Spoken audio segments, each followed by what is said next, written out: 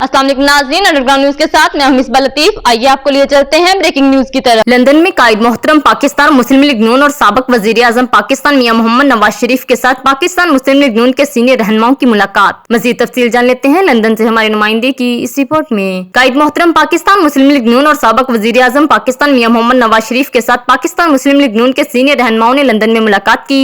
मुलाकात में जिन अमूर पर तबादला ख्याल किया गया उनमें मुल्क की सूरत हाल, महंगाई पर काबू पाने, पेट्रोल व डीजल की कीमतों में मजीद कमी, आवाम को ज्यादा से ज्यादा रिलीफ फराहम करने, मुल्क की एक्सपोर्ट को बढ़ाने, साबका हुकूमत की गलत पॉलिसियों के पेश नजर जो मुल्क को दरपेश मसाइल व खतरात हैं उनसे मुल्क को फौरी निजात दिलाने, बैरूनी कर्जों से पाकिस्तान को निकालना, मुल्क की दाखिला व खारजा पॉलिसियों पर काम की रफ्तार को बढ़ाने, ओवरसीज पाकिस्तानियों के मसाइल का फौरी हल, मुल्क की माशियत को मुस्तहकम करने और दीगर अमूर ज़ेरे गौर रहे। मुलाकात करने वालों में साबिक वजीर आजम पाकिस्तान और वफाकी वजीर शाहद खाकान अब्बासी, MNA मोहसिन नवाज रांझा, मोहतरमा अनोशा रहमान, सदर पाकिस्तान मुस्लिम लीग नून डिस्ट्रिक्ट सियालकोट चौधरी तारिक सुबहानी व दीगर सीनियर रहनुमा मौजूद थे।